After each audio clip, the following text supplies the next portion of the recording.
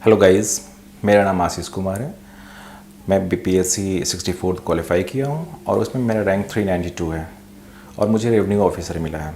आज मैं बताऊँगा कि आपको इंटरव्यू में बहुत अच्छा मार्क्स कैसे लाएं, कैसे आप प्राप्त कर सकते हैं। मैंने बोला बहुत अच्छा मार्क्स, क्योंकि बहुत सारे लड़कों का एवरेज मार्क्स आता है और इंटरव्यू का मार्क्स आपका रैंक डिसाइड करता है। तो आप बहुत अच्छा मार्क्स लाने के लिए आपको कुछ बातों पे बहुत ध्यान देना होगा। अगर वो चीज़ स्ट्रैटेजी के साथ आप करेंगे, फोकस करेंगे, तो डेफिनेटली आपका इंटरव्यू में अच्छा मार्क्स आएगा। तो बता दें कि इंटरव्यू एक्चुअली होता क्या है। इंटरव्यू पर्सनालिटी टेस्ट होता है। बीपीएससी का इंटरव्यू अलग होता है, यूपीएससी का इंटरव्यू अलग होता है।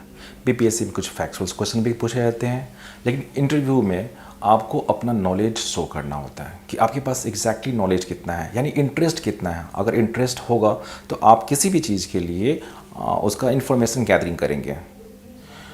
तो मैं कुछ टिप्स बताऊंगा जिससे आप फॉलो करेंगे तो उससे आप इंटरव्यू में अच्छा मार्क्स लेके आएंगे। जनरली किसी भी एग्जामिनेशन का कुछ पैटर्न होते हैं, पीसीएस हो चाहे यूपीएससी है, तो वो होते हैं पैटर्न नहीं, कुछ जैसे प्री मेंस और इंटरव्यू होते हैं।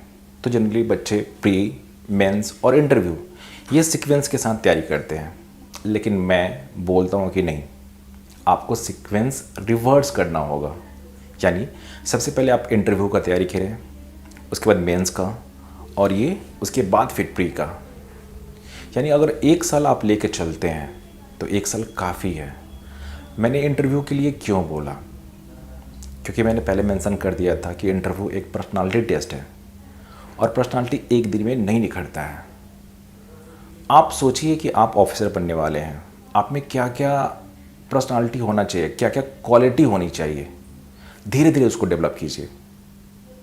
सबसे पहले ज़रूरी है कम्युनिकेशन स्किल, यानी किसी से आप बात कर रहे हैं तो बात करने में आपको प्रॉब्लम ना हो, अपनी बातों को अच्छे से रख सके। ये सबसे बड़ा क्वालिटी है, क्योंकि आप अगर ऑफिसर बनेंगे और अपनी बातों को रख ही नहीं पाएंगे तो फिर क्या होगा, बहुत ज़्यादा प्रॉब्लम होगा। आप बहुत सारे लोगों से मिलेंगे, उनकी बात सुनेंगे और उनको कन्विंस करना होगा। कन्विंस करने के लिए कम्युनिकेशन स्किल का होना बहुत ज़रूरी है। तो ये धीरे धीरे डेवलप होता है।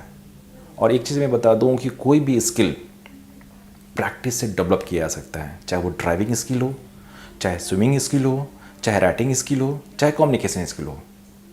तो आप इसको भी डेवलप कर सकते हैं प्रैक्टिस से। अब आपको इंटरव्यू में करना क्या होता है, मैंने बोला कि पहले इंटरव्यू, उसके बाद फिर मेंस, उसके बाद फिर प्री। तो ये चीज़ नहीं है कि हमको सिर्फ इंटरव्यू में फोकस करना, वो ग्रेजुअल प्रोसेस होता है।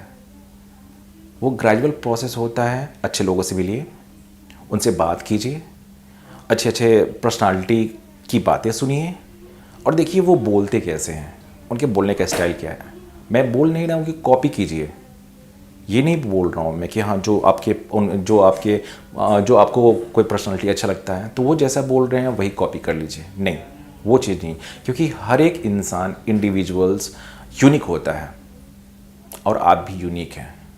तो आपका जो बेस्ट है ना, उसको बाहर निकालिए। हर इंसान के पास कुछ ना कुछ बेस्ट होता है, उसको बाहर निकालिए और वो एक्सप्रेस करना सीखिए। क्योंकि मैंने देखा है बहुत सारे लोगों के पास बहुत नॉलेज होता है, लेकिन वो एक्सप्रेस नहीं कर पाते हैं। इससे क्या होता है कि वो जानते हुए भी ना वो पिछड़ जाते हैं। उनके पास नॉलेज की कोई कमी नहीं होती है। और पर्सनालिटी टेस्ट ही ऐसा होता है। बहुत बार होते हैं बच्चे कि वो जाएंगे, देंगे, जानते हैं सब कुछ, लेकिन नर्वस हो जाते हैं। तो नर्वस को दूर करने के लिए आप जितना अजनबी से जितने भी हैं स्ट्रेंजर से आप मिलिएगा, बात कीजिएगा।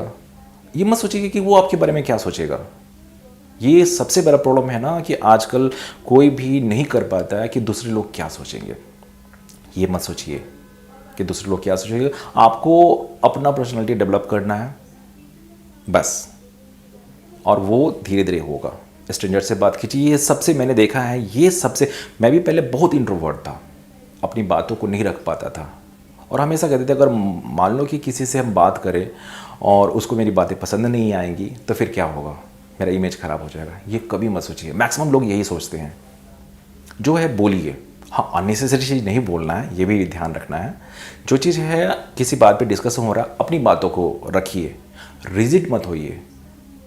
मान लीजिए कि मैंने देखा है कि बहुत बार कि पॉलिटिक्स है चाहे रिलीजन में आप बात करते हैं तो लोग रिजिड हो जाते हैं कि नहीं जो मैं बोल रहा हूँ वो सही है, आप मानिए। ये चीज़ मत बनिए, क्योंकि आप एक ऑफिसर बनने वाले हैं और अब ऑफिसर हमेशा न्यूट्रल रहता है। उसका ना कोई रिलीजन होता है और ना ही कोई पॉलिटिक्स आइडियोलॉजी होता है। तो ये चीज़ आप धीरे धीरे डेवलप करेंगे तभी हो सकता है। अब इसका स्ट्रैटेजी क्या होगा?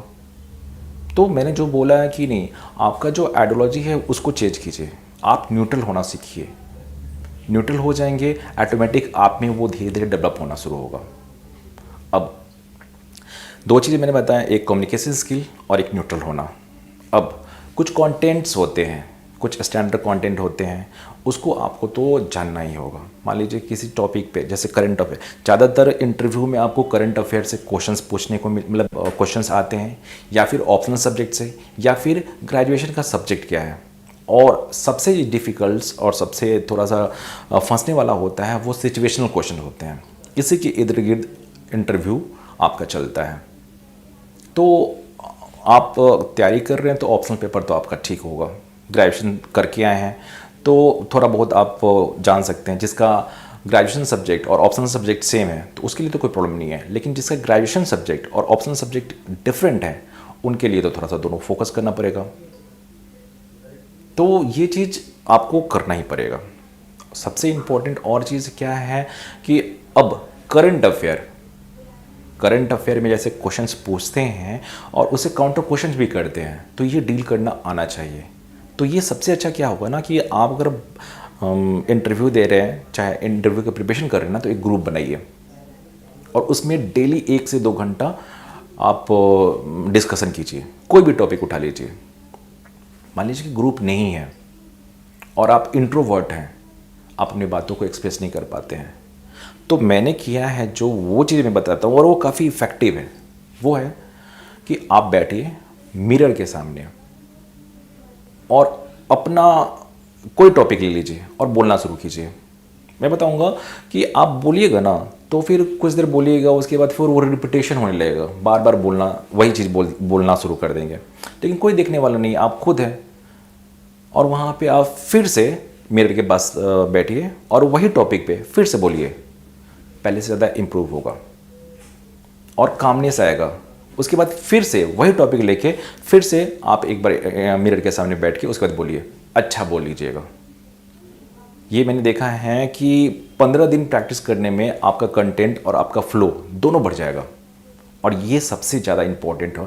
देखिए, आप क्या बोल रहे हैं वो इम्पोर्टेंट नहीं होता है, आप कैसे बोल रहे हैं वो बहुत इम्पोर्टेंट होता है।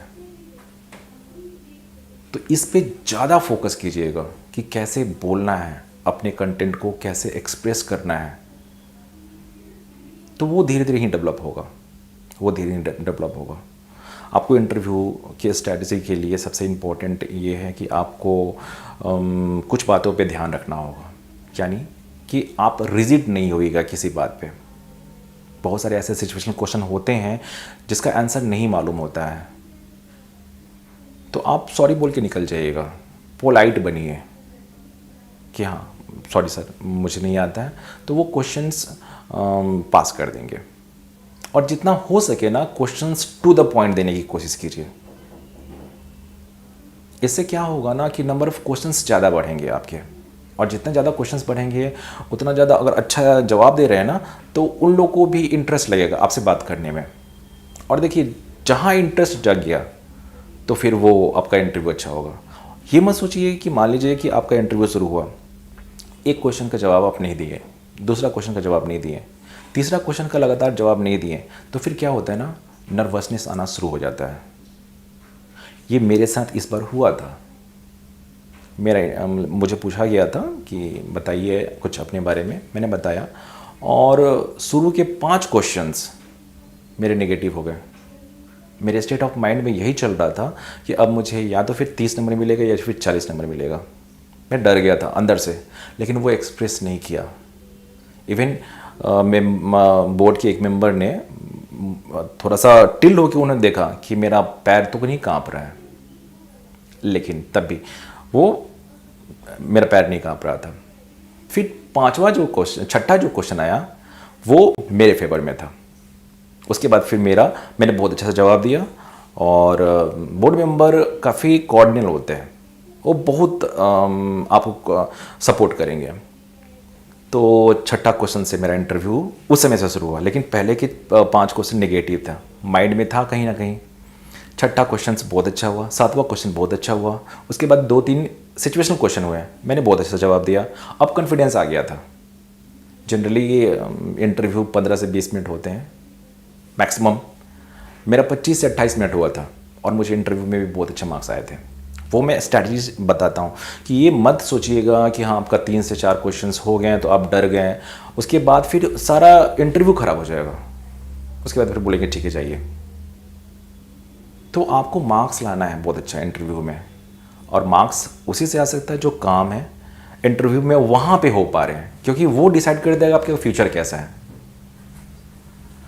तो अब क्या करना है आपको कि कंटेंट पे तो ध्यान देना ही है, करंट अफेयर तो ध्यान देना ही है, ऑप्शनल पे और आपका ग्रेजुएट सब्जेक्ट पे, ये 4-5 ऐसे सिचुएशनल क्वेश्चंस पे, ये 4-5 ऐसे टॉपिक हैं जिस पे आपको बहुत अच्छे से फोकस करना है, और ज़्यादा डीप में नहीं, जो स्टैंडर्ड चीज़ होते हैं वही चीज़ आपको तैयार करना है। और आपके हॉबीज़ पे भी बहुत अच्छे से ध्यान करना है, क्योंकि ये चीज़ मत रखिए कि हाँ उसका हॉबी ये रखा हुआ है तो फिर हम भी वही रख ले रहे हैं, इजी है। नहीं, सच में आप अगर आपके पास हॉबी है तो उसके बारे में जानिए और उसको ही रखिए। बहुत लोगों के पास हॉबी नहीं रहता है, लेकिन पूछा जाता है तो बोलते हैं कि नहीं मेरा कोई हॉबी नहीं है। नहीं, ये चीज़ मत कीजिएगा। कोई भी इंटरेस्ट होता है ना, कुछ भी चीज़ जो आप करते हैं, मैं यही कहूँगा कि वो चीज़ जानिए और उसको लिखिए। इससे कुछ क्वेश्चंस आ सकते हैं। अगर 1-2 क्वेश्चंस भी इंटरव्यू में आप काफ़ी अच्छा बोल गए तो आपको अच्छा मार्क्स मिलेगा, बहुत अच्छा मार्क्स मिलेगा। ये आपको सेटिस्फाइड करना है मेंबर को, वो खुश हो जाए आपके जवाब से। एक भी ऐसा जवाब दे देना उनको लगे कि हाँ अच्छा है ये, तो बहुत आपका इंटरव्यू बहुत अच्छा होगा। अब खुश कैसे करें, तो उसके लिए मैंने बोला है कि कम्युनिकेशन स्किल है, आपको बोलना होगा। बोलते बोलते आप ऐसा एक टाइम आ जाएगा ना, क्योंकि इसमें टाइम लगता है, एक ऐसा टाइम आ जाएगा कि क्वेश्चंस वो पूछेंगे, चाहे कोई भी क्वेश्चंस पूछेंगे और आपके माइंड में एकाएक आंसर वही आएगा। जो इंट्रोवर्ट है उनके लिए क्या होता है ना कि वो तैयार करके जाते हैं। मान लो कि वो तैयार क्वेश्चन नहीं आए, वहाँ पे डिफरेंट क्वेश्चन आ गए, तो फिर क्या कीजिएगा। आपने प्रिपरेशन बहुत कुछ करके गए हैं, आपका ग्रेजुएट सब्जेक्ट का और ऑप्शनल सब्जेक्ट का, करंट अफेयर, उससे क्वेश्चन पूछा ही नहीं गया। अब बताइए, मुझसे क्वेश्चन पूछा गया था कि एक एग्जांपल दे रहा हूँ कि नोट का कलर बताइए, जितने भी नोट के कलर है ना वो बताइए। ये तो मैं जानता था कि हाँ नोट पे क्या क्या चिन्ह है, वो चीज़ जानता था, लेकिन कलर के लिए मैं प्रिपेयर नहीं था। अनएक्सपेक्टेड क्वेश्चन थे। तो फिर मैंने बोला कि सर 10 रुपये का ये है, 20 रुपया पुराना वाला था। तो बोले कि बताइए उसका भी, सारा चीज़ मैंने बताया अच्छे से। तो वो अच्छा लगा कि नहीं, बात कर रहे थे, उन्हें लगा ना कि ये चीज़ हम उनसे बात कर रहे हैं, और इंटरव्यू नहीं, कुछ और भी ऐसे क्वेश्चन थे जो लगा कि नहीं ये पैनिक नहीं हो रहे हैं। उसके बाद फिर क्वेश्चंस करंट अफेयर से भी आए थे, सिचुएशनल क्वेश्चंस भी आए थे। तो ये आपको प्रिपेयर करना होगा। प्रिपेयर करेंगे अच्छे से तो हाँ कुछ गाइड करते हैं, टीचर्स भी गाइड करते हैं। और उसमें क्या होता है कि एक बच्चे ना कि बना लेते हैं कि अगर ये क्वेश्चन पूछा जाए तो वैसे ही जवाब देना होता है। नहीं, मैं ये नहीं कहूँगा कि जो क्वेश्चन मतलब कहीं पे भी आप गाइड लेते हैं वहाँ से जो क्वेश्चंस पूछा जा रहा मतलब बताया जा रहा है कि आपको जवाब देना है, और क्योंकि वो वही बताते हैं सब बच्चों को। सब बच्चे अगर मान लो कि वही जवाब दे दें तो उनको पता चल जाता है कि ये कहीं ना कहीं से गाइड होकर आए हुए हैं। और मैंने बोला कि ये इंडिविजुअल पर्सनालिटी का टेस्ट होता है। आप यूनिक हैं तो आपका सारा चीज़ यूनिक होना चाहिए। आपके बोलने का तरीका, एक्सप्रेस करने का तरीका। मान लीजिए कि किसी से पूछा जाए विदेश नीति के बारे में, चाहे इंडिया और किसी और कंट्री के साथ रिलेशन कैसा है, तो ये सब करंट अफेयर में आ जाते हैं। इतना जानना होगा आपको, और अच्छे से क्या कहते हैं, मतलब कंटेंट के साथ साथ बोलने का तरीका, हम यही कहेंगे। और ये अगर फॉलो करेंगे तो बहुत अच्छा मार्क्स आ जाएगा। हाँ, डरना नहीं है, डर हटा दीजिए, चेहरे पे सिकन नहीं होनी चाहिए। अगर वो हट गया तो वो कॉन्फिडेंस रहेंगे तो आप आराम से कहीं, देखिए जहाँ पे कंफर्टेबल और कॉन्फिडेंस रहते हैं ना, बहुत अच्छा बोल लेते हैं। और जहाँ पे थोड़ा सा कॉन्फिडेंस कम हो और कंफर्टेबल नहीं है ना, वहाँ पे डर लगता है। तो आप ये चीज़ दोनों लाइए, कॉन्फिडेंस के साथ साथ कंफर्टेबिलिटी। अगर वो आ गया तो इंटरव्यू बहुत अच्छा दे सकते, मतलब आपका हो जाएगा। तो इंटरव्यू के लिए बस यही कुछ टिप्स एंड ट्रिक्स हैं जो आपको फॉलो करना है, कि पीछे से चलना है, इंटरव्यू, मेंस और प्री, उसके बाद कंटेंट पे ध्यान देना है और अपना कम्युनिकेशन स्किल सुधारना है। बस मैं इतना ही कहूँगा, और ऑल द बेस्ट जितने भी कैंडिडेट हैं और जो इंटरव्यू देना चाहते हैं। और अगर उनको कुछ भी डाउट है और कुछ पूछना चाहते हैं तो आप पूछ सकते हैं मेरे से। Thank you.